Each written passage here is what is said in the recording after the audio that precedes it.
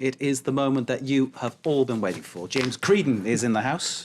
And Evening, it's Mark. time for Media Watch, and it's Facebook's new format, which is getting people a little bit grumpy, should we say. It is format known as the timeline. You right. explain what it's all about. All right, well, I'll show you what the old format looked like, and a lot of people have opted for the new format already because it was rolled out from September of last year, so people had the option of going for one or the other. So this is just a screen grab of what it used to look like. So just one post after the other in chronological order, going back to whenever you started on Facebook, and you could go down a certain amount, and then you could click for older posts. Now, this is actually my Facebook page here, and what you can see is 2 columns on the left and right. This is the idea. And then up here on the top right, you have a little what would you say, timeline essentially, and you can go back down to say 2008. So just scroll back about 4 years there in one click of a button, and here you have the beginning of 2008, and you can go down and see all of the posts from there on back, and then up here from 2009 to 2012.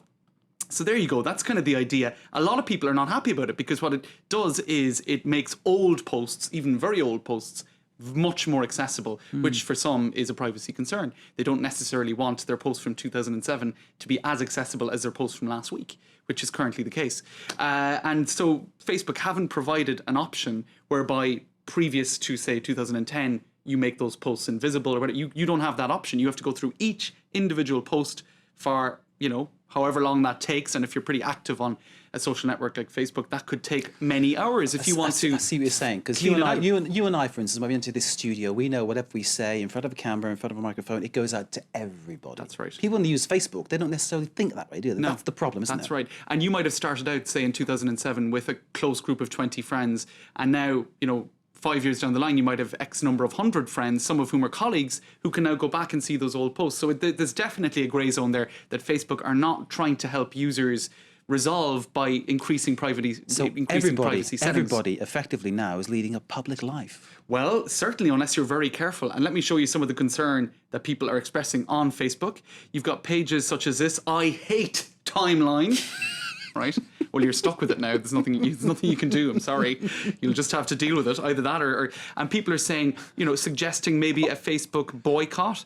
And this I thought was interesting. This is actually the official Facebook page for Timeline with 200 and something million or 200,000 likes.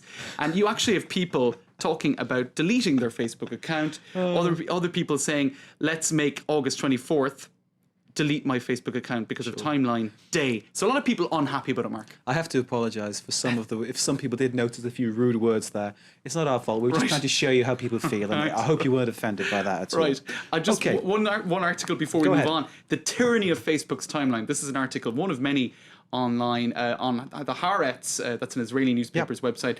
He's saying it's a tyranny of sorts because you're being forced to kind of cram your posts into a kind of a linear narrative. Kind of, you were born on this date, you started working on this date. And actually, other people, they just want to share material kind of without structuring it in that way. So, Facebook, I suppose, are saying they're deciding how things should be done, and it doesn't necessarily appeal to everybody on it for privacy reasons and for just format. People don't. There must be an advertising reason. I wonder. Somewhere, I think it's a business. It's a business at the end of the day.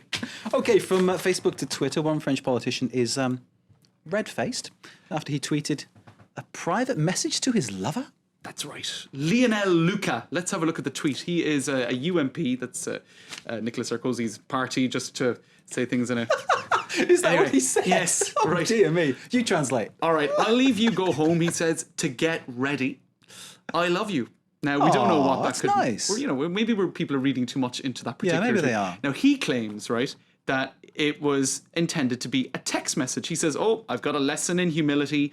Never send a text message to your partner when you are actually also on Twitter. Now, that a lot of people are speculating that maybe this was a publicity stunt in the quiet summer months. Maybe because he got headline after headline in the media. So there you go. Be careful what you tweet. Headline after headline for being romantic? Baffled by technology. James, thank you very much indeed. We need to leave it there, I'm afraid, but I could work with you all day. James Creedon with Media Watch. Stay with us. More news to come, and sport and the culture. You're watching France 24. This is Live from Paris.